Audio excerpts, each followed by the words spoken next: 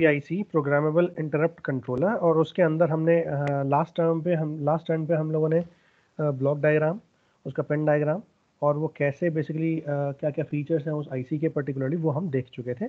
ठीक है, तो आज हम लोग स्पेसिफिकली मूव करते हैं टुवर्ड्स इसके ऑपरेशन कैसे हैं, ऑपरेशंस क्या क्या हैं, है ना। और अगर मैं उसको उस पर्टिकुलर आईसी को इनिशियलाइज़ करना चाहता हूँ तो कैसे उसको इनिशियलाइज़ कर सकता हूँ। ठीक है, और फिर उसके बाद हम देखेंगे इसके मोड्स। हालांकि इसके मोड्स में बहुत ज़्यादा मतलब थोड़े टिपिकल हैं, क्योंकि कंट्रोल वर्ड के फॉर्मेट सबके अलग अलग हैं, तो आपको वो हल्का सा ध्यान में रखना पड़ेगा कि आप पर्टिकुलरली किस मोड की बात कर रहे हो, है ना। और आज का सेशन मुझे लगता है काफ़ी लंबा हो जाएगा। अगर टाइम बचेगा और आप लोग रेडी हो गए तो फिर मैं आगे इसके मोड्स करा दूंगा और इंटरफेसिंग करा दूंगा। Otherwise we'll end of the session by explaining the operations and initialization, क्योंकि ये भी काफ़ी लंबा टॉपिक है। ठीक है, तो शुरू करते हैं। पहला है ऑपरेशन से। ऑपरेशन बेसिकली इंटरप्ट ऑपरेशन क्या होता है। तो अगर मैं ध्यान से देखूं तो अगर मैं किसी भी माइक्रो प्रोसेसर सिस्टम में अपने इंटरप्ट्स को इनेबल करना चाहता हूं, तो मैंने 8085 के जो इंटरप्ट इनेबल कमांड्स हैं मशीन कंट्रोल ऑपरेशंस में, हमने देखा था इनपुट इंटरप्ट इनेबल या डिसेबल इंटरप्ट की कमांड थी EI और DI, है ना, इनेबल इंटरप्ट और डिसेबल इंटरप्ट। तो सबसे पहली बात तो ये कि अगर मैं 8259 को किसी भी प्रोसेसर के साथ कनेक्ट कर रहा हूँ, ठीक है, तो कनेक्ट करते टाइम मुझे ये पता होना चाहिए कि मेरे सिस्टम में जिस भी प्रोसेसर से मैंने अपनी 8259 आईसी को कनेक्ट करा है, उसके अंदर इंटरप्ट को इनेबल कर दिया गया है या नहीं। पता लगा मैं सारा काम कर लूँ, मैं उसको इनिशियलाइज भी कर दूँ, मैं सारी पेरिफेरल डिवाइसेस को कनेक्ट भी कर दूँ, और कनेक्ट करने के बाद मैं वहाँ से इंटरप्ट की रिक्वेस्ट जनरेट भी करूँ। पता लगा INTR पिन पर 8085 की INTR पिन पर रिक्वेस्ट आ रही है और वो रिक्वेस्ट मेरे को मिल नहीं रही। क्यों? क्योंकि मैंने इंटरप्ट को इनेबल ही नहीं कर रखा, डिसेबल कर रखा है। तो सबसे पहली चीज़ तो मुझे ये देखना पड़ेगा कि जो 8085 या 8086 के इनेबल इंटरप्ट के फ्लिप फ्लॉप्स हैं, क्या वो इनेबल हैं? अगर हाँ, then only we'll move ahead. ठीक है, तो सबसे पहली चीज़ कि हमें 8085 या 8086 माइक्रो प्रोसेसर में अगर कोई भी इंटरप्ट देना है 8259 के थ्रू, तो सबसे पहले काम हमें इंटरप्ट को इनेबल करना पड़ेगा। तो हमें एक EI इनेबल इंटरप्ट इंस्ट्रक्शन के थ्रू सबसे पहले हमें इंटरप्ट को इनेबल करना पड़ेगा। ठीक है, दूसरी चीज़ आती है, जब भी हम 8259 को इनिशियलाइज करते हैं तो उसको इनिशियलाइज करने के लिए हमें प्रॉपर कंट्रोल वर्ड को राइट करना पड़ता है कंट्रोल रजिस्टर के अंदर। तो जैसे हमने जितनी भी पेरिफेरल डिवाइसेस पढ़ी हैं अब तक, 8255, 8253 और 8254, इन सब में हमने देखा है कि जब भी हम किसी पर्टिकुलर मोड में काम कराना चाहते हैं या उसको इनिशियलाइज करना चाहते हैं, तो इनिशियलाइज करने के लिए हमें बेसिकली क्या करना पड़ता है, हमें उस कंट्रोल रजिस्टर के अंदर कंट्रोल वर्ड को लोड कराना पड़ता है, मतलब लिखना पड़ता है बेसिकली। ठीक है, अब कंट्रोल वर्ड कितने टाइप के होते हैं 8259 में, ये बहुत इंपॉर्टेंट है। तो ब्रॉडली हम 8259 के कंट्रोल वर्ड्स को दो टाइप में क्लासीफाई करते हैं। एक होता है मेरा ICW, उसको बोलते हैं इनिशियलाइजेशन कमांड वर्ड, और दूसरा होता है OCW, उसको बोलते हैं ऑपरेशनल कमांड वर्ड। ठीक है, अब इसके भी फर्दर पार्ट्स हैं। इनिशियलाइजेशन कमांड वर्ड्स के 4 पार्ट्स हैं और ऑपरेशनल कमांड वर्ड्स के 3 पार्ट्स हैं। तो टोटल जो मेरे कंट्रोल वर्ड्स हैं वो 7 टाइप के हैं। ठीक है, और ये सब टाइप अलग अलग मोड्स के अलग अलग स्पेसिफिकेशंस में अलग अलग कंडीशंस में काम करने के लिए बनाए गए हैं। ठीक है, यूजुअली ICW को हम यूज़ कहाँ करते हैं? सबसे पहली बात तो ये, क्योंकि अगर इसके 4 टाइप हैं तो ऑब्वियसली किस टाइप के इंटरप्ट को इनेबल डिसेबल करने के लिए, किस टाइप के ऑपरेशन को परफॉर्म करने के लिए मैं इसका यूज़ करूँगा, तो सबसे पहले तो ये मुझे पता होना चाहिए कि ICWs को हम यूज़ कहाँ करते हैं। ठीक है, तो सबसे पहले तो हम वो देखेंगे कि हम ICW को यूज़ कहाँ करते हैं। तो उसको यूज़ करने के लिए हम देखते हैं कि हमारे पास जो रीसेट वेक्टर एड्रेसेस हैं, हमने लास्ट टर्न पे जो ये डिस्कस करा था 8259 की रिक्वायरमेंट की हमें ज़रूरत क्यों पड़ी, क्योंकि हम कई सारी पेरिफेरल डिवाइसेस को यूजिंग INTR पिन कनेक्ट कर पाएँ। ठीक है, अब हमने INTR से ही क्यों कनेक्ट करा, लास्ट टाइम मैंने आपको बताया भी था कि INTR से कनेक्ट करने के पीछे केवल एक लॉजिक है। वो लॉजिक ये है कि हम INTR पिन के थ्रू सेपरेटली उस इंटरप्ट सर्विस रूटीन का वेक्टर एड्रेस प्रोवाइड कर सकते हैं, क्योंकि ये एक नॉन वेक्टर्ड इंटरप्ट है। 8085 में हमारे पास 5 इंटरप्ट्स हैं, उन 5 में 4 वेक्टर्ड हैं, एक ही नॉन वेक्टर्ड है। वेक्टर्ड का मतलब क्या है कि वो एक फिक्स एड्रेस लोकेशन पर जाएगा उस एड्रेस लोकेशन पर जो इंटरप्ट सर्विस रूटीन है ISR उसको एग्जीक्यूट करेगा और फिर वापस दोबारा अपनी मेन लोकेशन पर, एग्जीक्यूशन की लोकेशन पर आ जाएगा। अब अगर ऐसा होगा तो ऐसे केस में क्या है कि अगर मैं सपोज उस पिन पर किसी दूसरी इंटरफेसिंग डिवाइस को कनेक्ट करता हूँ जिसका प्रोग्राम कुछ अलग होगा, तो बेसिकली होगा क्या, अगर सर्विस रूटीन सेम है तो प्रोग्राम भी सेम होगा, और अगर प्रोग्राम सेम होगा तो सर्विस रूटीन सेम है तो प्रोग्राम सेम है, लेकिन चूंकि मैंने डिवाइस अलग कनेक्ट करी है तो उसके लिए सर्विस रूटीन अलग होना चाहिए। तो जब सर्विस रूटीन अलग होगा तो ऐसे केस में हम क्या बोलेंगे, ऐसे केस में हम ये बोलेंगे कि वो डिवाइस अलग है, उसके लिए ISR अलग होनी चाहिए, लेकिन चूंकि वेक्टर एड्रेस सेम है तो वो वही ISR को एग्जीक्यूट कर रहा है जो कि किसी दूसरी पेरिफेरल डिवाइस की ISR है। इसका मतलब हम परफॉर्म कराना चाह रहे हैं कीबोर्ड का ऑपरेशन, पता लगा वो एक आउटपुट डिवाइस की तरह LCD के ऑपरेशन को एग्जीक्यूट कर रहा है, या प्रिंटर के डिस्प्ले के प्रिंटर के उसको इंस्ट्रक्शंस को एग्जीक्यूट कर रहा है, ठीक है, या फिर सपोज मैंने कोई LED लाइट जलाई है उसके लिए इंस्ट्रक्शंस को एग्जीक्यूट कर रहा है, एंड सो ऑन, कई सारी पेरिफेरल डिवाइसेस हो सकती हैं, ठीक है। तो ऐसे केस में मेरे पास क्या बचता है, मेरे पास ये बचता है कि अगर मैं कोई एक्स्ट्रा पेरिफेरल डिवाइस कनेक्ट करना चाह रहा हूँ तो उस एक्स्ट्रा पेरिफेरल डिवाइस का एक पर्टिकुलर इंटरप्ट सर्विस रूटीन होगा। वो इंटरप्ट सर्विस रूटीन मैंने मेमोरी में कहाँ सेव करके रखा है, उस सेव करने की लोकेशन को मैं ISR एड्रेस जो बोलता हूँ, वो ISR एड्रेस मेरे को एक्चुअल में कौन प्रोवाइड करे, वो पेरिफेरल डिवाइस ही प्रोवाइड करे जो पेरिफेरल डिवाइस इंटरप्ट की रिक्वेस्ट को जनरेट कर रही है। तो ये एक बेसिक फंडामेंटल प्रिंसिपल है, ठीक है। अब मैंने यहाँ पर क्या बोला है कि ICW को यूज़ करते हैं हम RST वेक्टर एड्रेस को स्पेसिफाई करने के लिए। RST मतलब रीसेट, ठीक है। मेरे पास जो इंटरप्ट्स होते हैं सॉफ्टवेयर इंटरप्ट्स में, हम RST इंटरप्ट्स देखते हैं, RST 0 से लेकर के RST 7 तक टोटल 8 इंटरप्ट्स हैं, है ना, सॉफ्टवेयर इंटरप्ट्स। तो ये रीसेट वेक्टर एड्रेस मतलब उन इंटरप्ट के थ्रू मैं वेक्टर एड्रेस प्रोवाइड कर सकता हूँ अपने ISR का उस पर्टिकुलर डिवाइस के करस्पॉन्डिंग। कौन प्रोवाइड करेगा, वही पेरिफेरल डिवाइस करेगी जो पेरिफेरल डिवाइस मैं उस पर्टिकुलर इंटरप्ट पिन पर कनेक्ट कर रहा हूँ, ठीक है। और दूसरा जो ICW के अलावा जो कमांड वर्ड है उसको बोलते हैं OCW, that is operational command word.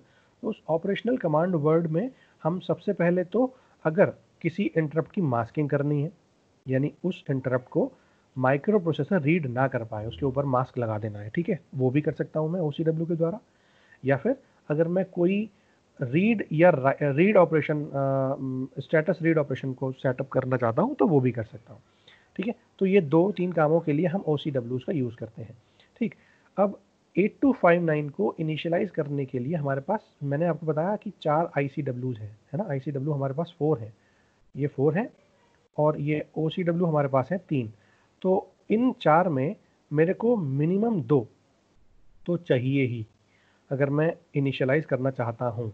इसको ICW को हम 4 पार्ट में क्लासीफाई करते हैं, तो ICW1, ICW2, ICW3 और ICW4 4 पार्ट में क्लासीफाई करते हैं, ठीक है। अब अगर मैं इनिशियलाइज करना चाहता हूँ अपने 8259 IC को, तो मुझे फर्स्ट 2 जो स्टार्टिंग वाले दोनों हैं यानी ICW1 और ICW2 वो मेरे लिए इसेंशियल है। अगर मेरे पास ये दोनों नहीं है तो मैं अपने 8259 को इनिशियलाइज नहीं कर सकता, ठीक है। दूसरी चीज़, अगर मैं डिपेंडिंग ऑन कि मैं कौन से मोड यूज़ करना चाहता हूँ, उन मोड की बेसिस पे मैं बाकी दोनों ICWs को भी अपने इनिशियलाइजेशन प्रोसेस में इंक्लूड कर सकता हूँ, अदरवाइज मैं नहीं करूँगा, ठीक है। तो अगर मैं इनिशियलाइज करना चाहता हूँ बिल्कुल सिंपल मोड में, नॉर्मल मोड में, तो मैं केवल ICW1 और ICW2 ये दो मोड्स में इनिशियलाइज करूँगा। और अगर मैं किसी पर्टिकुलर ऑपरेशन मोड की बात करता हूँ, ऑप्शनल सर्विसेज को इस्तेमाल करना चाहता हूँ, तो उस केस में मैं चारों या किसी भी 3 को, फर्स्ट 2 तो कंपलसरी है ही, बाकी 3 और 4 में कोई भी एक या दोनों मैं यूज़ कर सकता हूँ, ठीक है। दूसरा, इनको देने का हमेशा एक सीक्वेंस है।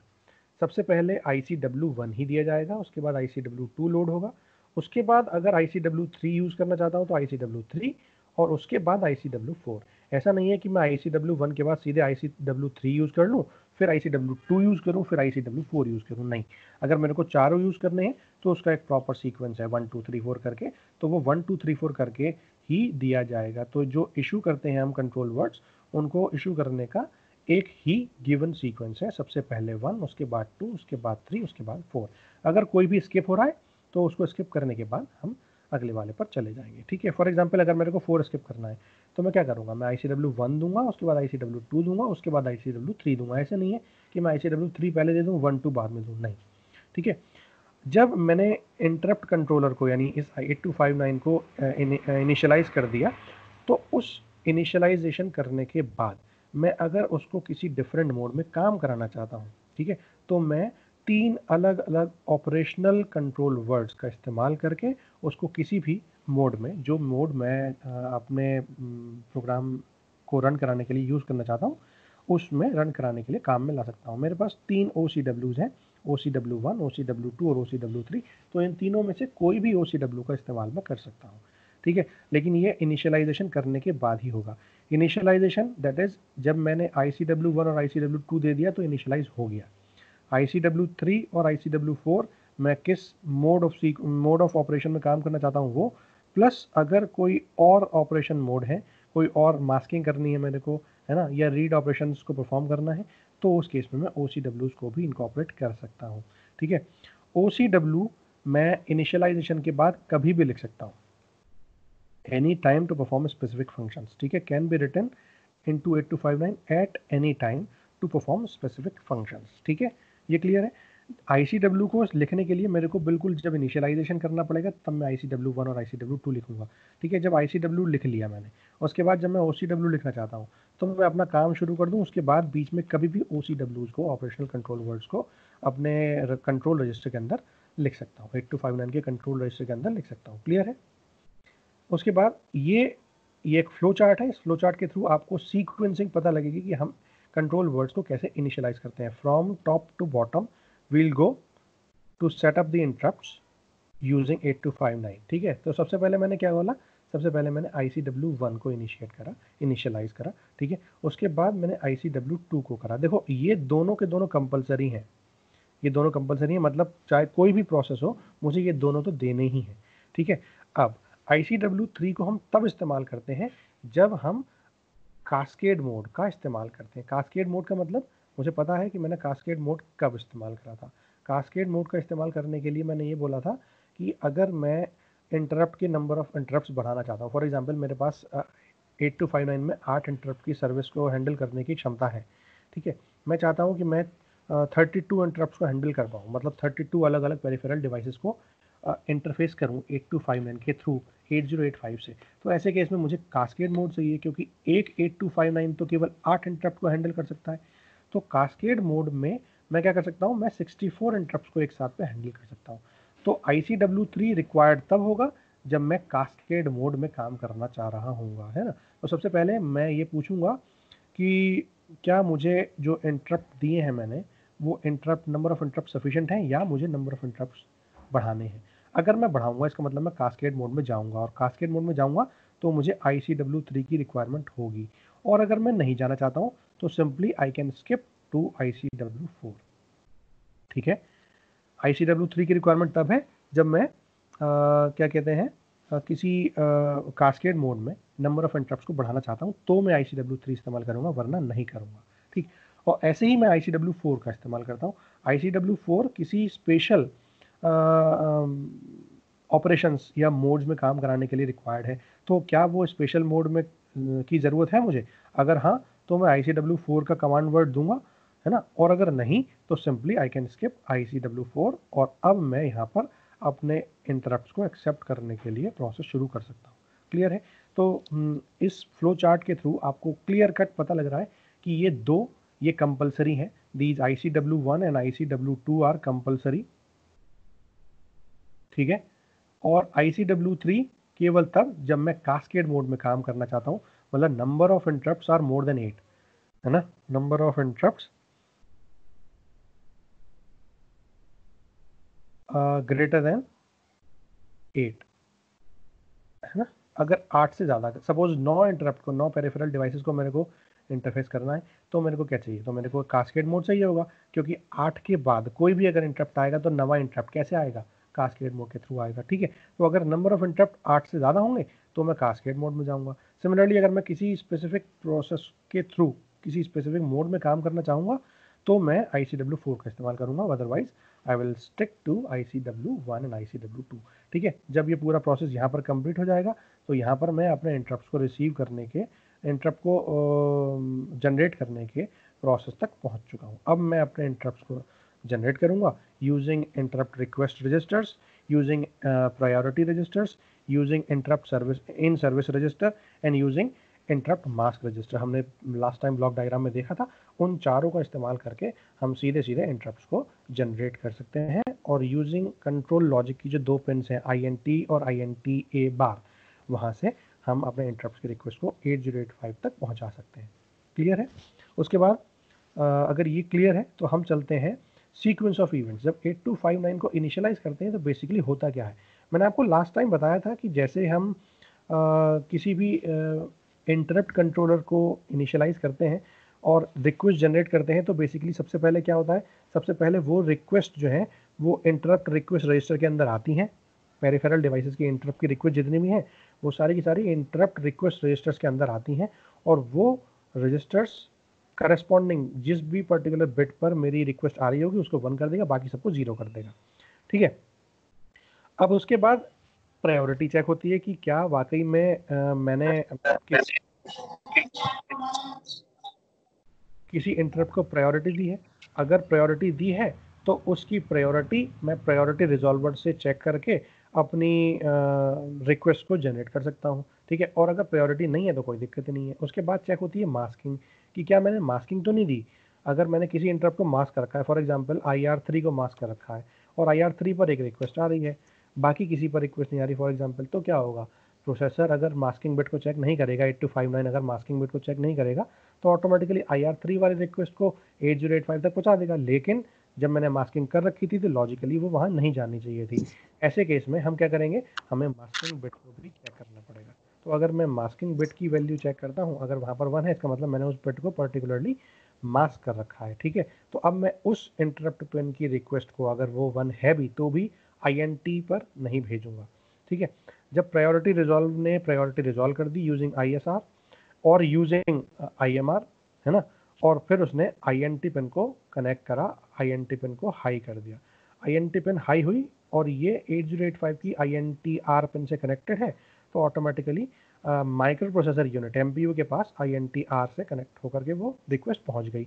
अब जब ये रिक्वेस्ट पहुंच गई तो रिक्वेस्ट पहुंचने के बाद माइक्रो प्रोसेसर कैसे एक्नॉलेज करेगा, वो कहेगा कि मैंने इसको एक्नॉलेज कर दिया यूजिंग INTA बार। लॉजिक लो सिग्नल देगा वो, और लॉजिक लो का मतलब ये होगा कि अब वो रिक्वेस्ट एक्सेप्ट करी जा चुकी है।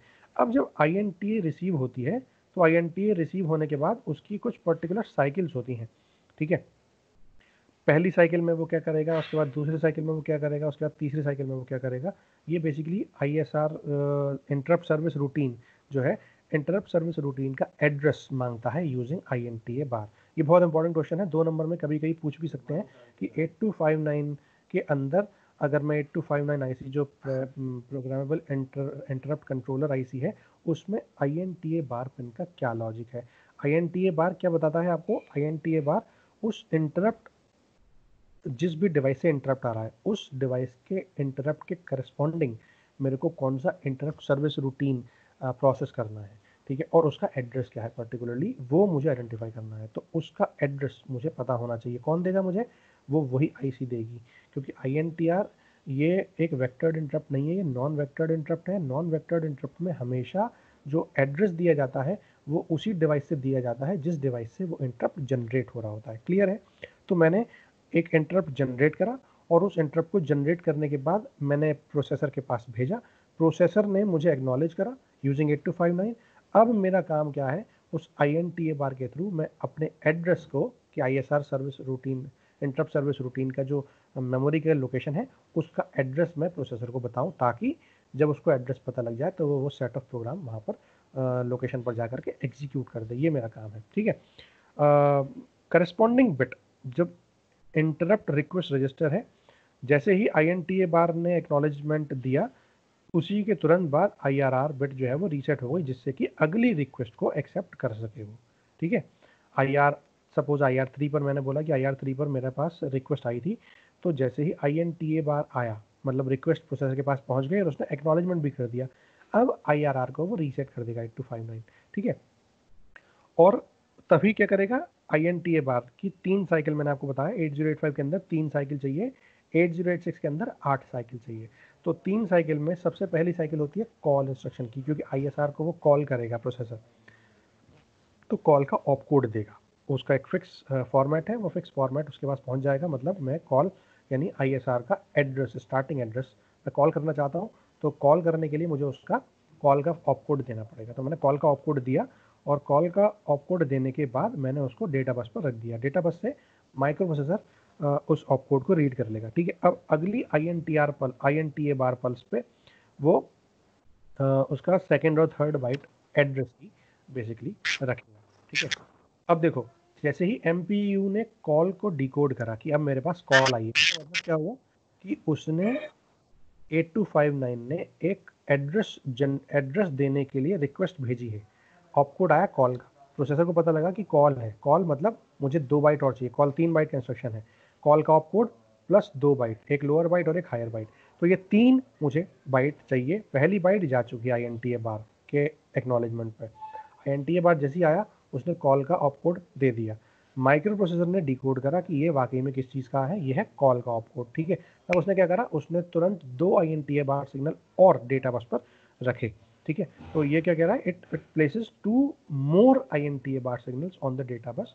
अब जैसे ही 8259 के पास सेकंड और थर्ड INTA बार आएंगे, वैसे ही वो लोअर और हायर ऑर्डर बाइट कॉल के एड्रेस डेटा बस पर रख देगा, ठीक है। सपोज मेरे को मैंने एक कीबोर्ड कनेक्ट करा पेरिफेरल डिवाइस में INTR3 पर, मैंने रिक्वेस्ट जनरेट करी। रिक्वेस्ट जनरेट करने के बाद मैंने क्या बोला, मैंने एज अ प्रोग्रामर उस कीबोर्ड का इंटरफेसिंग का प्रोग्राम जो था मैंने 0040 पर बना के रख दिया था फॉर एग्जांपल, ठीक है। तो जब मैं IR3 की रिक्वेस्ट जनरेट करूँगा, तो INT के थ्रू IR3 की रिक्वेस्ट माइक्रो प्रोसेसर के पास पहुँचेगी, और माइक्रो प्रोसेसर क्या करेगा, वो INTA बार देगा मुझे। जैसे ही मेरे पास INTA बार आएगा, मैं क्या करूँगा, मैं सीधे सीधे उसके ऊपर कॉल रख दूंगा। कॉल मतलब मेरे को 0040 बेसिकली एक्सेस करना है, क्यों, क्योंकि वहीं पर मैंने इंटरप्ट सर्विस रूटीन लिख रखी है। तो मैंने सबसे पहले कॉल का ऑपकोड दिया। अब जैसे ही माइक्रो प्रोसेसर ने कॉल को डिकोड करा, है ना, डिकोड करा, तो उसने 2 और INTA बार मेरे प्रोसेसर के INTA बार सिग्नल डेटा बस पर दिए।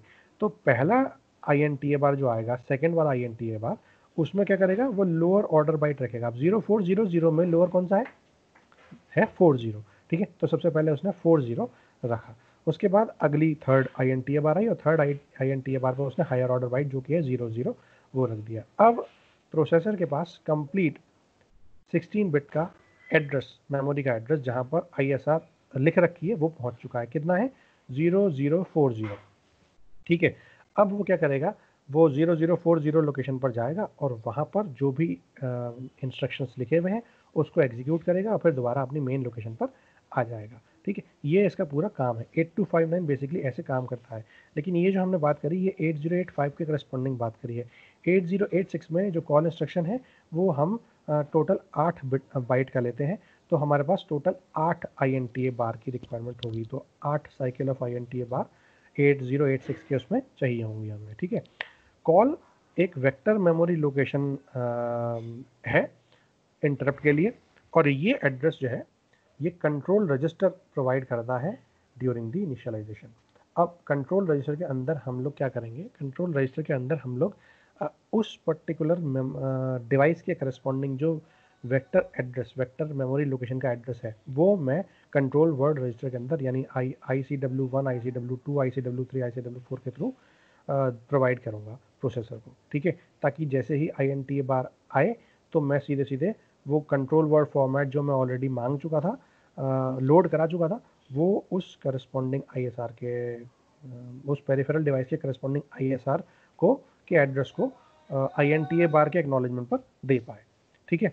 उसके बाद मैं इस ISR बिट को रीसेट भी करूँगा, है ना। इन सर्विस रजिस्टर जो ISR बिट है उसको रीसेट करूँगा, क्योंकि अगर वो 0 होगी तभी बाकी अगली इंटरप्ट की रिक्वेस्ट जनरेट कर सकते हैं हम, ठीक है। तो इसको 2 तरीके से कर सकते हैं हम, चाहे तो ऑटोमेटिकली, इसको बोलते हैं ऑटोमेटिक एंड ऑफ इंटरप्ट, चाहे तो हम एक कमांड वर्ड के थ्रू भी इसको एंड कर सकते हैं using simple end of interrupt. ठीक है, तो ये मेरे ऊपर है कि मैं ऑटोमेटिक एंड ऑफ इंटरप्ट करना चाहता हूँ या जो मैंने अपना कमांड वर्ड जो इंस्ट्रक्शंस बनाए थे उसके थ्रू जो मैंने कमांड वर्ड दिया उस कमांड वर्ड में एंड ऑफ इंटरप्ट कमांड के थ्रू मैं इसको ISR बिट यानी इन सर्विस रजिस्टर वाली बिट को 0 कर सकता हूँ।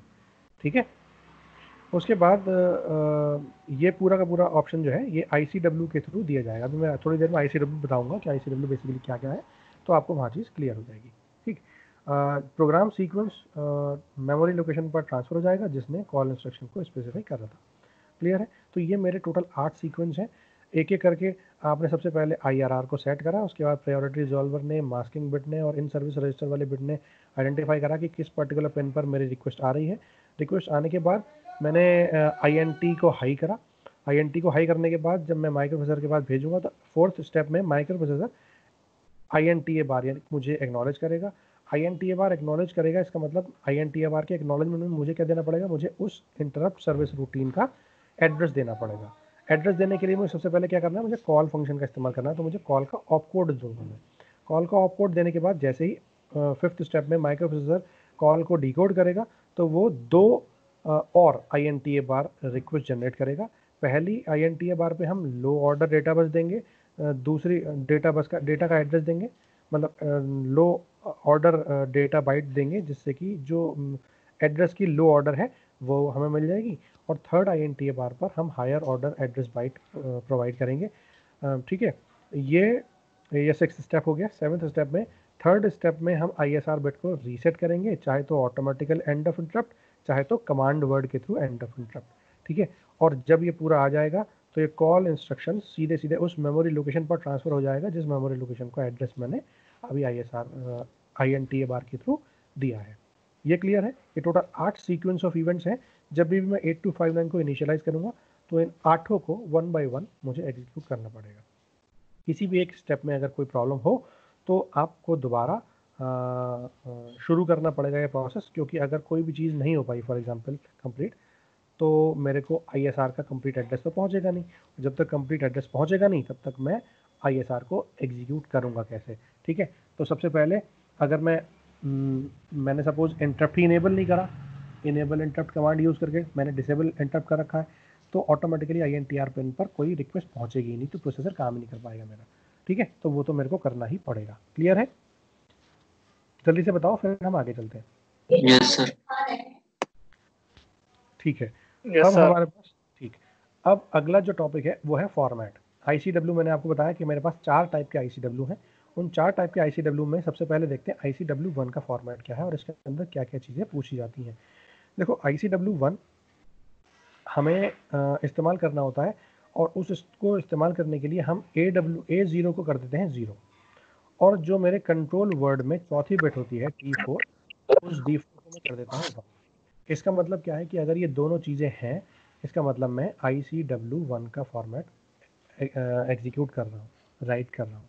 ठीक है, तो सबसे पहले ICW1 जब लिखूंगा तो 8259 में जो एड्रेस पेन है उस A0 को, एड्रेस एक ही एड्रेस है उसके अंदर क्योंकि कंट्रोल वर्ड एक ही है, तो उसको 0 या 1, 0 करूँगा मतलब मैं ICW1 पे जा रहा हूँ और 1 करूँगा तो मैं ICW2, 3 और 4 पे जा रहा हूँ। क्लियर है, तो जब मैं ICW1 की बात करूँगा तो A0 मेरा 0 है और D4 मेरा 1 है, तो भी मेरा ICW1 की बात कर रहा हूँ मैं। ठीक है, जब ICW1 लिखा गया उसके बाद ICW2 लिखा जाएगा। ठीक है, अब ICW1 का फॉर्मेट देख लेते हैं। तो ये वाली बिट 0 होनी चाहिए, तो this is 0, this is not 1, this is 0. Let me clear it now. ठीक है, this is basically 0. ठीक है, this is 0. तो अब मैंने इसको 0 कर दिया और 0 करने के बाद मैं बाकी 7-8 पिन से ये चेक करूँगा कि बेसिकली मेरे को किस ICW1 के फॉर्मेट में क्या क्या चीज़ें की रिक्वायरमेंट है, क्या क्या चीज़ें ये बेसिकली मुझे बताता है। सबसे पहली तो आती है ये 3 पिन है, A7, A6 और A5। ये हाई ऑर्डर एड्रेस पिन्स है ना। तो A7, A6, A5 sorry high order नहीं, लो ऑर्डर है, क्योंकि A0 से लेकर के A7 ये लो ऑर्डर है और A8 to A15 high order है। तो ये एड्रेस लाइन्स है और ये एड्रेस लाइन मुझे इंटरप्ट का वेक्टर एड्रेस प्रोवाइड करती है कि मेरे को कौन सी लोकेशन पर बेसिकली जाना है। ठीक है। D4 मैं बोल ही चुका हूँ कि D4 मेरे को 1 करना पड़ेगा क्योंकि मैं ICW 1 की बात कर रहा हूँ, क्योंकि A0 0 और D4 1 ये दोनों मैं ICW 1 में स्टडी कर चुका हूँ। अब मुझे चाहिए ये बाकी 4 पिन है।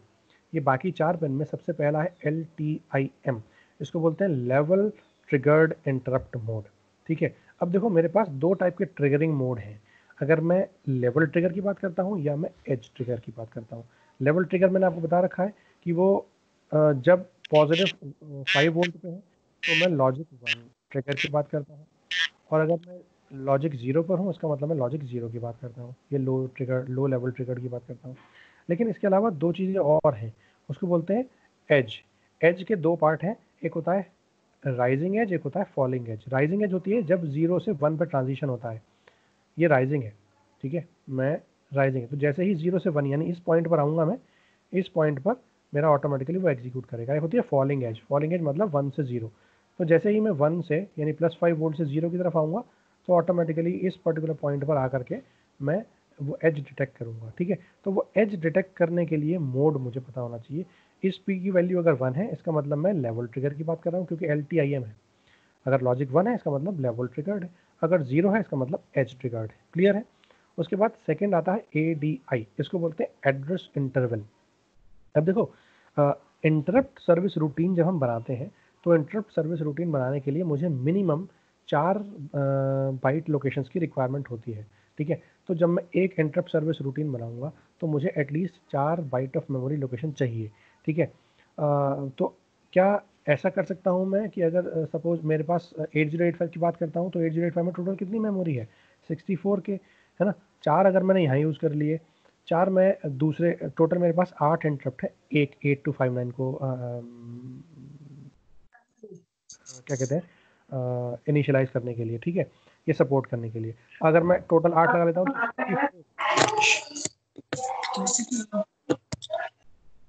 64 मेरे को टोटल वेक्टर लोकेशन चाहिए।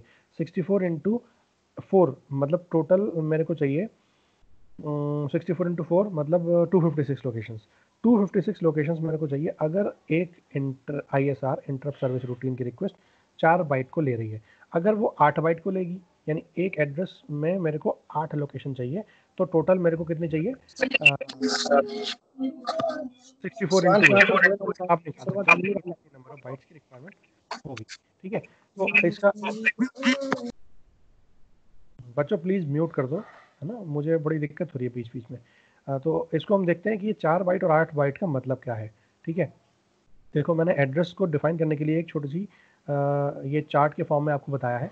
मेरे पास IR 0 से लेकर के IR 7 टोटल 8 रिक्वेस्ट ली है मैंने एक IC के लिए।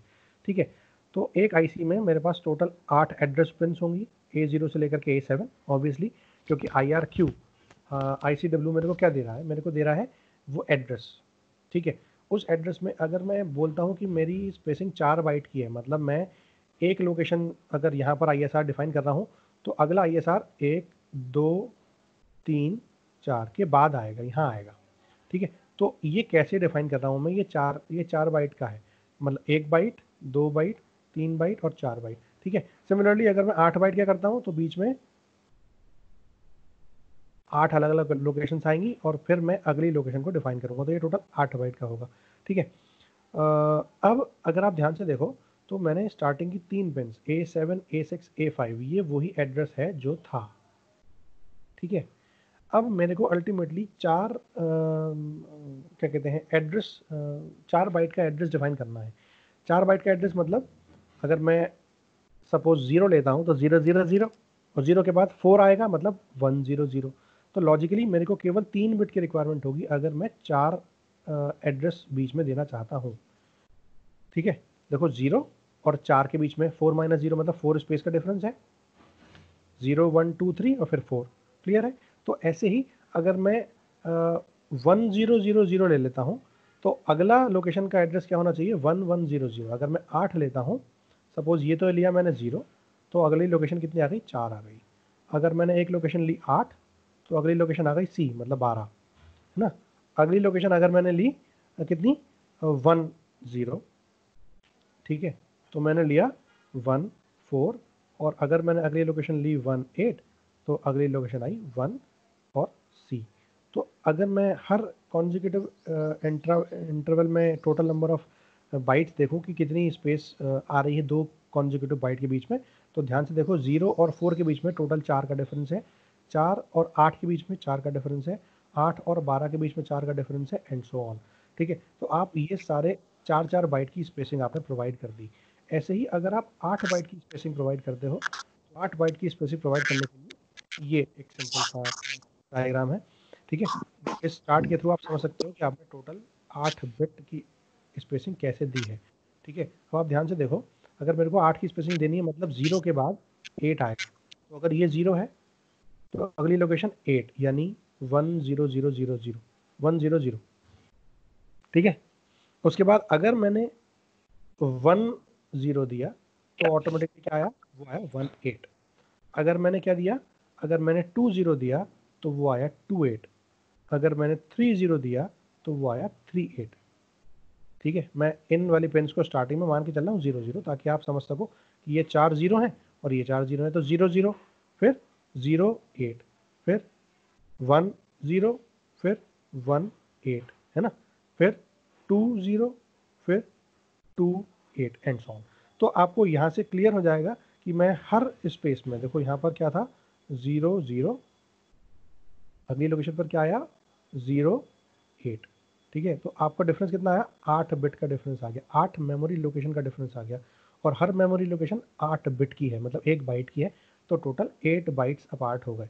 ठीक है, और इस वाले में देखो आप, इस वाले में आ रहा था 0 और फिर 4, मतलब 4 बिट का डिफरेंस आया, और हर बिट 1 बाइट, एक हर लोकेशन 1 बाइट की है, तो टोटल 4 बाइट अपार्ट वो दोनों एड्रेस के इंटरवल्स हैं।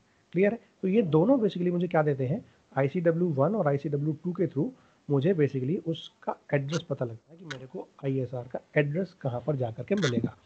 ठीक है, ICW1 मुझे देता है लोअर बाइट एड्रेस और ICW2 मुझे देता है हायर बाइट एड्रेस। ठीक है, उसके बाद हम चलते हैं SNGL। SNGL का मतलब है सिंगल, कि मैं एक 8251 IC यूज़ कर रहा हूँ या एक से ज़्यादा यूज़ कर रहा हूँ, मतलब मैं कास्केड तो यूज़ नहीं कर रहा, कास्केड मोड। इंटरप्ट रिक्वेस्ट मैं कितनी जनरेट कर रहा हूँ, 8 से कम या 8 से ज़्यादा। ठीक है, तो अगर 8 से कम है तो मैं इसको बोलूँगा 1, सिंगल पीसी है, मतलब मैं केवल एक सिंगल PIC है, मतलब मैं केवल एक IC 8259 IC का इस्तेमाल करके क्या कहते हैं, अपना काम चला रहा हूँ, अपना इंटरप्ट जनरेट कर रहा हूँ। और अगर मैं चाह रहा हूँ कि मैंने एक से ज़्यादा IC यूज़ कर रखी है, प्रोग्रामेबल इंटरप्ट कंट्रोलर की IC, तो मैं इस वाली पिन को D1 को क्या बोल दूंगा, D1 को बोल दूंगा 0। क्लियर है, उसके बाद मैं चलता हूँ ICW4। ICW4 का मतलब किसी स्पेसिफिक मोड में काम कराने की रिक्वायरमेंट है, तो अगर ये होती है 0 इसका मतलब नहीं रिक्वायरमेंट है, और अगर इसकी वैल्यू होती है 1 इसका मतलब रिक्वायरमेंट है। ठीक है, तो देखो ये वाली वैल्यू मुझे बताएगी कि मैं कास्केड यानी ICW3 का इस्तेमाल कर रहा हूँ क्या, और ये मुझे बताएगा कि मैं ICW4 का इस्तेमाल कर रहा हूँ। तो यूजिंग ICW1 मैंने ICW3 और ICW4 कंट्रोल वर्ड्स फॉर्मेट मेरे में लोड कराने पड़ेंगे या नहीं, ये मुझे पता लग जाएगा using these 2 pins of ICW1। Clear है, यस सर। ठीक है। अब हम चलते हैं ICW2 में। मैंने आपको बोला कि ICW1 जो है वो ISR का लो ऑर्डर बाइट प्रोवाइड करता है। हायर ऑर्डर 8 बिट एड्रेस की मुझे कहाँ से मिलेगी, मुझे मिलेगी ICW2 से। ठीक है, तो ICW2 से मुझे A15 से लेकर के A8 तक ये हायर ऑर्डर एड्रेस है। उस इंटरप्ट सर्विस रूटीन का फॉर एग्जांपल मैंने आपको क्या बताया, मैंने आपको बोला कि मेरे को 0040 एक ISR मैंने यहाँ पर लोड कराया था। तो ये 40 जो था मेरा, ये था लो ऑर्डर बाइट और ये था मेरा हाई ऑर्डर बाइट। ठीक है, तो सबसे पहले मैं 40 लोकेशन पर जाऊँगा, लोड कराऊँगा। तो 40 मतलब मैंने फॉर्मेट 1 यानी यहाँ पर 4 आ गया और यहाँ पर 0 आ गया। ठीक है, सिमिलरली अगर मैं बात कर रहा हूँ 00, तो ये हायर ऑर्डर बाइट है, मतलब 0 0 0 0 सारी जगह 0, तो ये 0 0 लोड आ जाएगा। और सबसे बड़ी बात ध्यान देने के लिए कि हमने A0 पिन को क्या कर दिया है 1। देखो ICW1 में A0 0 रहेगी, बाकी सब चाहे ICW2 हो, चाहे ICW3 हो, चाहे ICW4 हो, ये A0 की वैल्यू हमेशा 1 होगी। ठीक है, तो ICW1 सब जगह होगा, ICW1 में A0 की वैल्यू 0 होगी, बाकी सब जगह इसकी वैल्यू कितनी होगी, 1 होगी। ठीक है, तो पहले INTA बार पर तो कॉल का क्या कहते हैं ऑपकोड चला जाएगा, और बाकी दो जो INTA बार रिक्वेस्ट जनरेट करेगा प्रोसेसर, वो पहले में 40 लोड कर देगा फॉर एग्जांपल, और दूसरे वाले में हायर ऑर्डर बाइट का एड्रेस जो 00 है वो लोड कर देगा। क्लियर है? अब देखो लॉजिकली 40 लोड नहीं होना चाहिए। 40 लोड होगा मतलब यहाँ पर आएगा 0100, और अगर यहाँ पर 0 आ गया इसका मतलब D4 तो 1 है नहीं, तो ये तो ICW1 है नहीं। इसका मतलब क्या होगा कि अगर ये तीनों 0 हैं और ये 1 है, इसका मतलब मिनिमम क्या होगा 0 0 0 1, ये होगी ये शुरू वाली 4 वाली बाइट, और बाकी अगर ये 0 है सारे के सारे, तो मैं बोल सकता हूँ कि ये मेरे 0000, मतलब स्टार्टिंग में मुझे 00 लोड कराना पड़ेगा, या फिर सॉरी 110 लोड कराना पड़ेगा, क्योंकि ये वाली वैल्यू 1 है, ये तो हमेशा ही 1 है। ठीक है, इसका मतलब मुझे मिनिमम 10 लोड कराना है।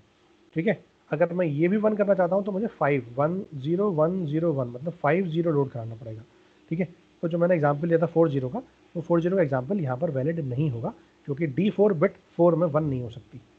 क्लियर है?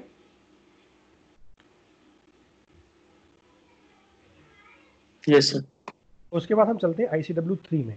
ICW3 मैंने भी थोड़ी देर पहले बताया कि ICW3 जो हम लोड करते हैं तो वो मास्टर स्लेव मोड में, यानी मल्टीपल कास्केडेड मोड में काम करने की रिक्वेस्ट पूछता है। तो अगर कास्केड मोड में काम कराना है तो मुझे एक 8259 को तो मास्टर मोड में काम कराना पड़ेगा, और बाकी सारी 8259 को स्लेव मोड में काम कराना पड़ेगा। ये क्लियर है ना? ये हम लास्ट टाइम डिस्कस कर चुके थे, master slave mode, cascade mode. ठीक है, तो अब इसके लिए A0 की वैल्यू 1 होनी चाहिए, तो A0 की वैल्यू मैंने 1 कर दी। ठीक है, अब अगर मास्टर मोड में काम कर रहा है तो मास्टर मोड में काम करने के लिए देखो टोटल मेरे पास इंटरप्ट टोटल है 8, एक IC पर 8 इंटरप्ट है। ठीक है, और हर एक IC पर मेरे को 8 और कनेक्ट करने हैं, क्योंकि तभी तो मैं 64 कर पाऊंगा। तो ऐसे केस में मैंने कौन सा वाला स्लेव कनेक्ट करा है किस पिन से, ये मुझे बताएगा मास्टर मोड, है ना? तो D7 पर मैं हमेशा 7th स्लेव कनेक्ट करूंगा, D6 पर मैं हमेशा 6th स्लेव कनेक्ट करूंगा, एंड सो ऑन, और D0 पर मैं हमेशा 0 वाला स्लेव कनेक्ट करूंगा। ये क्लियर है? Yes sir. ठीक। अब देखो मेरे को स्लेव कनेक्ट करने हैं। स्लेव को कनेक्ट करने के लिए टोटल मैंने स्लेव कितने कनेक्ट करे? 8 स्लेव कनेक्ट करे, और 8 स्लेव को कनेक्ट करने के लिए मुझे मिनिमम 3 बिट की रिक्वायरमेंट है ना? 000 से लेकर के 111, टोटल 8 कॉम्बिनेशन हो जाएंगे। इसीलिए मैंने केवल 3 पिन्स का इस्तेमाल करा है, ID1, ID2 और ID3। अब देखो अगर मुझे स्लेव सपोज 4 सेलेक्ट करना है, तो स्लेव 4 सेलेक्ट करने के लिए मैं क्या करूँगा? इसकी वैल्यू 1, इसकी वैल्यू 0, इसकी वैल्यू 0, तो मैं ऑटोमेटिकली स्लेव 4 सेलेक्ट कर लूँगा, यानी मैं यहाँ पे पहुँच जाऊँगा। अब उस पर्टिकुलर स्लेव पर कौन से वाले पिन पर मेरे को कनेक्ट करना है वो मेरे को बताएगा। तो सबसे पहले मास्टर मोड में मैं S4 सेलेक्ट करूँगा, और उस स्लेव की कौन सी पिन पर मैं रिक्वेस्ट ले रहा हूँ वो मैं इस स्लेव मोड से क्लियर कर लूँगा। तो उसके हिसाब से कि मेरे को 64 पेरिफेरल डिवाइसेस अगर कनेक्ट हैं 64 मैक्सिमम, तो वहाँ पर किस पर्टिकुलर इंटरप्ट पिन से मेरे को रिक्वेस्ट मिल रही है। तो सबसे पहले हम ये आइडेंटिफाई करेंगे कि वो कौन से स्लेव मास्टर से कनेक्ट है, मतलब कौन सा वाला स्लेव है, फिर उस स्लेव की कौन सी वाली पिन है। फॉर एग्जांपल अगर आपसे कहा जाए कोई कि आपको सपोज एक क्या कहते हैं, आपने एक कॉलोनी बनाई, उस कॉलोनी में आपने 8 सेक्टर बनाए, 1 से लेकर के 8 तक, है ना? और आपने 1 से लेकर के 8 तक हर एक सेक्टर में 8-8 कमरे मकान बना रखे हैं। ठीक है, तो अगर आपसे कोई कहे कि आपको मकान नंबर 8 पे जाना है, तो आप उसको बेवकूफ़ समझोगे। क्यों? क्योंकि उसे ये तो बताया नहीं कि कौन सा सेक्टर है। ठीक है, तो सबसे पहले आपको सेक्टर बताना पड़ेगा कि कौन से सेक्टर का। तो ये मास्टर वाला मोड आपको बताएगा कि कौन से सेक्टर का मकान नंबर 8 मुझे बताना है। ठीक है, तो ये है सेक्टर 4, स्लेव 4, मतलब मेरे को चौथी IC से कनेक्ट करना है, चौथे स्लेव से कनेक्ट करना है। ठीक है, उसके बाद कौन सा मकान नंबर है वो ये बताएगा, कौन सी उस IC की कौन सी पिन पर इंटरप्ट रिक्वेस्ट आ रही है वो बताएगा ये 000 या 111 मैक्सिमम, इन 8 में से कोई भी कॉम्बिनेशन हो सकते हैं। ठीक है, तो वो बताएगा स्लेव ID नंबर। क्लियर है? तो मास्टर मोड में ये बताता है कि कौन से वाले स्लेव से इंटरप्ट आ रहा है, और उस स्लेव की कौन सी पिन से इंटरप्ट आ रहा है वो आ रहा है स्लेव मोड में। क्लियर है? Yes sir. अब इसको थोड़ा सा और डिटेल में समझ लेते हैं। जैसे ICW3 मैंने यूज़ करा कि एक स्लेव कनेक्टेड है इंटरप्ट रिक्वेस्ट से या नहीं। अगर इसकी वैल्यू 1 है तो स्लेव प्रेजेंट है, अगर इसकी वैल्यू 0 है तो नहीं है। ठीक है, तो ये तो मुझे पता लग जाएगा। A0 बिट हमेशा 1 होनी चाहिए, क्योंकि A0 बिट अगर 1 है तभी मैं बता सकता हूँ कि वाकई में ये इंटरप्ट ICW3 में काम कर रहा है, मास्टर स्लेव मोड में काम कर रहा है या नहीं कर रहा है। ठीक है, और मैंने आपको बताया जैसे ICW3 ने स्लेव मोड असाइन कर दिया और स्लेव मोड की मुझे specific ID number, for example last की 3 LSB बिट्स से मैं उसकी स्पेसिफिक ID आइडेंटिफाई करूंगा, उस सेक्टर में कौन से मकान नंबर पे जाना है वो बताऊंगा। सपोज मुझे चौथे मकान नंबर पे जाना है, स्लेव की चौथी पिन से इंटरप्ट जनरेट करना है, तो मुझे क्या करना पड़ेगा, ICW की वैल्यू क्या करनी पड़ेगी, शुरू की 5 बिट तो 0 ही है और लास्ट की 3 बिट से मुझे क्या बनाना है, मुझे बनाना है 4, क्योंकि चौथा वाला स्लेव एक इंटरप्ट जनरेट कर रहा है ना। That means 100 is 4, that means 000000100। Slave mode में मुझे ये कंट्रोल वर्ड फॉर्मेट लोड कराना पड़ेगा ताकि मैं ये बता पाऊँ कि स्लेव मोड में कौन सी पिन से मेरे को एक इंटरप्ट की रिक्वेस्ट मिल रही है। क्लियर है? यस। उसके बाद ICW4 और डिस्कस करते हैं, फिर बाकी जो OCW है वो हम कल डिस्कस करेंगे। ठीक है, तो ICW4 और डिस्कस कर लेते हैं। फॉर्मेट ऑफ ICW4 ये कुछ इस टाइप का है।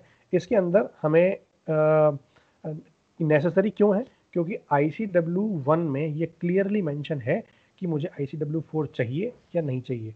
ICW1 हम देख चुके हैं, उसमें सबसे लास्ट बिट D0 ये बताती है कि ICW4 नेसेसरी है या नहीं है। अगर है तो उसकी वैल्यू को वो 1 या 0 करस्पॉन्डिंगली कर देगा। ठीक है, it is use to indicate whether 8085 use कर रहे हैं हम या 8086 यूज़ कर रहे हैं। अब देखो, अगर मैं 8085 यूज़ कर रहा हूँ तो मुझे INTA बार चाहिए केवल 3 क्लॉक साइकिल के लिए। अगर मैं 8086 यूज़ कर रहा हूँ तो मुझे INTA बार मुझे 8 साइकिल के लिए इस्तेमाल करना पड़ेगा।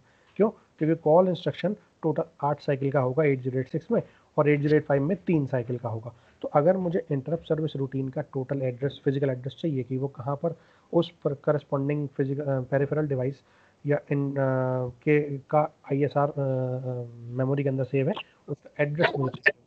तो उसका एड्रेस लेने के लिए मुझे 8 साइकिल चाहिए 8086 के अंदर और 8085 के अंदर मुझे चाहिए 3। ठीक है, तो जैसे कि हमने ये देखा 8085 या 8086 मुझे A0 की वैल्यू क्या करनी चाहिए, 1 करनी चाहिए। तो हमने देखा ICW1 के अंदर A0 की वैल्यू 0 है, बाकी सारे ICW2, ICW3 और ICW4 इन सब में A0 की वैल्यू कितनी है, 1 है। ठीक है, इसमें स्टार्टिंग की 3 बिट होती हैं 0। ठीक है, और बाकी की 5 बिटें जो हैं ये अलग अलग फंक्शंस हैं। ठीक है, तो मैं बता देता हूँ आपको वन बाय वन। SNFM ये जो बिट है ये बताती है कि ये फुल्ली नेस्टेड मोड के स्पेशल वर्जन में काम कर रहा है या नहीं। नेस्टेड मोड हम डिस्कस करेंगे OCW के अंदर, तो हम क्लियर करेंगे वहाँ पे कि बेसिकली होता क्या है नेस्टेड मोड।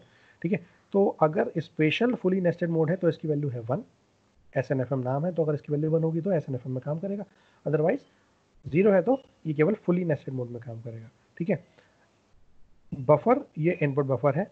ठीक है, अगर मेरे को बफर करना है, फॉर एग्जांपल कोई चीज़ डेटा को थोड़ी देर के लिए होल्ड करना है, रोकना है, इंटरप्ट रिक्वेस्ट पिन अगर मेरे को मिल रही है और मेरे को एक प्रायोरिटी इंटरप्ट को हैंडल करना है, तो बफर के अंदर वो रिक्वेस्ट थोड़ी देर के लिए होल्ड करके रखेगा कि वो इंटरप्ट रिक्वेस्ट जब उस प्रायोरिटी इंटरप्ट, चाहे तो INTR सॉरी RST 5.5, चाहे 6.5, चाहे 7.5 या ट्रैप, इन चारों में से अगर कोई भी प्रायोरिटी वो आती है रिक्वेस्ट, तो ऑटोमेटिकली वो क्या करता है, वो उसको उनको प्रायोरिटी देता है एज़ कम्पेयर टू INTR। तो अगर प्रायोरिटी वहाँ से आती है तो ऑटोमेटिकली INTR वाली पिन की रिक्वेस्ट को वो कहीं ना कहीं बफर करके रखेगा, तो ये बफर पिन का इस्तेमाल उस पर्टिकुलर केस में करा जाता है।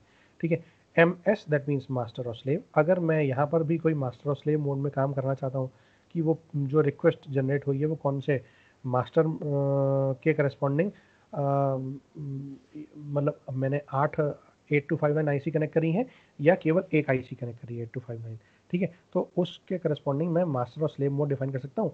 अगर मैंने यहाँ मास्टर डिफाइन करा है तो मैं ICW4 जो है वो मास्टर के लिए डिफाइन कर रहा हूँ, अगर मैंने इसको करा 0 इसका मतलब मैं ICW4 स्लेव मोड के लिए डिफाइन कर रहा हूँ। क्लियर है? और AEOI इसको बोलते हैं ऑटोमेटिक एंड ऑफ इंटरप्ट।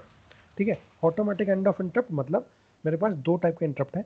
एक ऑटोमेटिक, अगर ISR कंप्लीट होगा तो ऑटोमेटिकली इंटरप्ट को एंड कर देगा, मतलब ISR बिट को, इन सर्विस रजिस्टर वाली बिट को कर देगा 0, और उसके करस्पॉन्डिंग जो मेरी IR बिट थी, IRR वाली बिट थी, उसको कर देगा 0, रीसेट कर देगा दोनों को।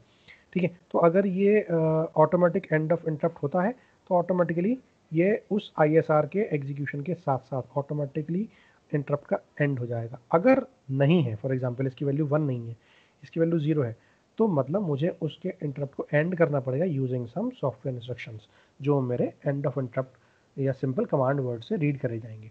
ठीक है, और मोड वाली जो पिन है ये मुझे बताएगा कि मैंने 8085 से इंटरफेसिंग करी है या 8086 से इंटरफेसिंग करी है। ठीक है, तो ये हमारा हुआ ICW1, ICW2, ICW3 और ICW4, और करस्पॉन्डिंगली हमने उसके सीक्वेंस ऑफ ऑपरेशंस देखे, और उसके बाद हमने उसको कैसे इनिशियलाइज करना है, उन इनिशियलाइजेशंस को देखा। अब हम कल जो डिस्कस करेंगे, कल में जब हम डिस्कस करेंगे तो हम करेंगे ऑपरेशनल कमांड वर्ड्स कि बेसिकली फुली नेस्टेड मोड क्या है, रोटेशन मोड क्या है, स्पेसिफिक रोटेशन मोड क्या है ना, ये 3 डिस्कस करेंगे, 3 ही कमांड वर्ड्स हैं। और उसके बाद हम पढ़ेंगे इसकी इंटरफेसिंग 8085 के साथ। अगर मैं इंटरफेसिंग करना चाहूँ तो हम कैसे इसकी इंटरफेसिंग कर सकते हैं, वील सी दैट